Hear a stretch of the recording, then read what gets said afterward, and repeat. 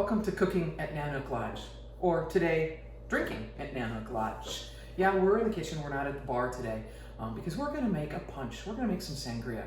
Yeah, I know, sometimes you think about, or oftentimes you think about sangria being, fruity, full of fruit and on the summer patio by a lake or a river watching the water. But I also love sangria for a holiday party or something in the winter when you are entertaining. It's great to be able to make it in a big batch, put it out, let people help themselves, and that way you can play host or hostess with the folks and not have to worry about making a ton of cocktails all the time. So I'm going to show you how to make a great version of sangria, and then you can ad-lib from there. At its heart, sangria is red wine, typically from Spain or Portugal. I've got some Portuguese here today because that's where it originated way back in hundreds of years ago. And then it was sort of imported to the US, and around the colonial times, they drank a lot of punches and a lot of sangria, and then we kind of lost track of it.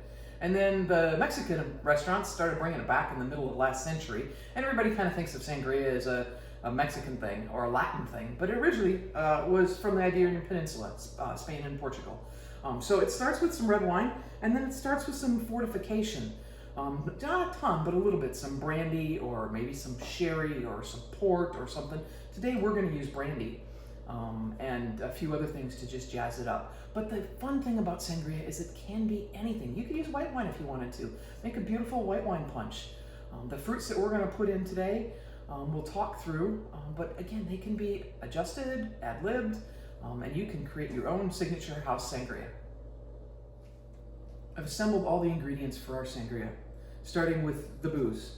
We've got the red wine. Again, I said this is from Portugal. You could use Spanish. It's a light to medium bodied. This is called tinto. It's just inexpensive, not cheap, but inexpensive red wine.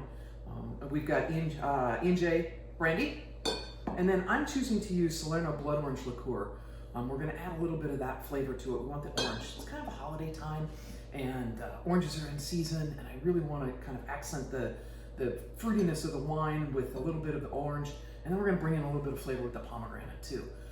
We've got some Granny Smith apples, orange, and then we're going to use as a base of this fruit punch and wine punch a little bit of orange juice. This is I got it at the grocery store. It's cold pressed, not frozen orange juice. It's going to have some good flavor. And then finally, our seasoning. We're going to use cloves. Pensy's my favorite.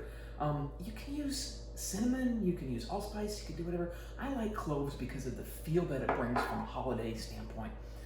But add whatever you want, experiment, have some fun with it. Essentially, we're going to measure all this out.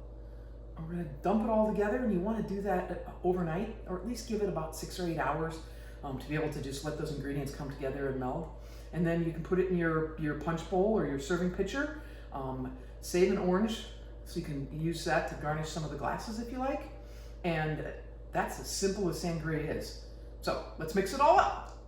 Everything's prepped and ready to go. That didn't take very long. I got the wine open. I've measured out the orange juice, the cloves. I cut the apples and the oranges pretty thin. You want a lot of surface area to kind of mix with all of the rest of the flavors and kind of draw some of that fruitiness out. I measured out the brandy and the Solerno blood orange liqueur. They're both in this one because I'm out of measuring cups. Here's the grenadine. There's not a whole lot that's going in the recipe.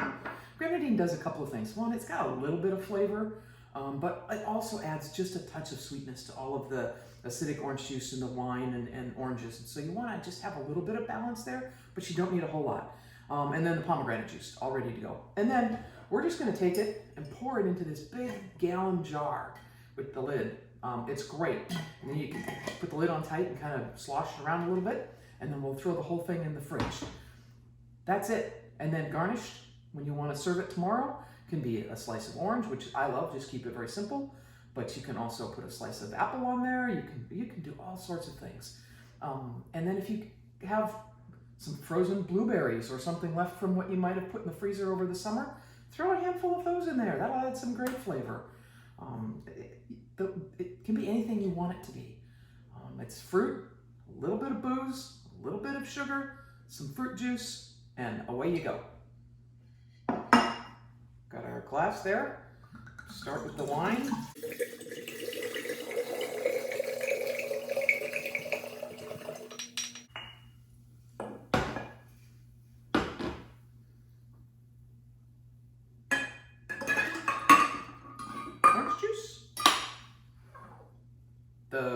brandy and the Solerno,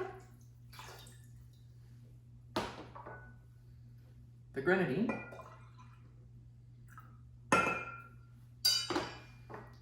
and the pomegranate juice, the cloves,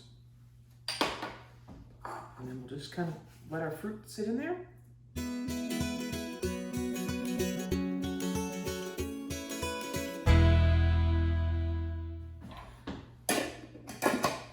Lid goes on, make sure it's tight. And you're just gonna slosh that around a little bit. Put it in the fridge. Tomorrow we'll come back and have a little bit of sangria. All right, sangria's been sitting overnight. Let's talk about what happened and how it tastes in there. You can see that the fruit has absorbed some color from the wine, the pomegranate juice. Even the apple has gotten a little bit of red, but it's still got that nice bright green skin on there to make it pretty and give it some contrast. It smells great. We've got some great flavor going on in there. There's just a hint of sweetness from the grenadine. We've got a nice bright orange in there from the orange and the blood orange liqueur with a little bit of punch from the brandy. And then the clove is there. It's just kind of in the background. It's not super clovey, it's just enough to give it some warmth and some warm spice throughout. So from here, you are ready to serve it. You can put it in a pitcher if you like. You can put it in a jar with a spigot on it, however you want to serve it, or you could just make individual portions. I'm simply going to put the servings in a glass because I've got people coming and they'll come right away and take a glass and just garnish it with a simple bit of orange. But either way, you've got your sangria punch ready to go. Thanks for tuning in to Cooking at Nano Plage, and we'll catch you next time.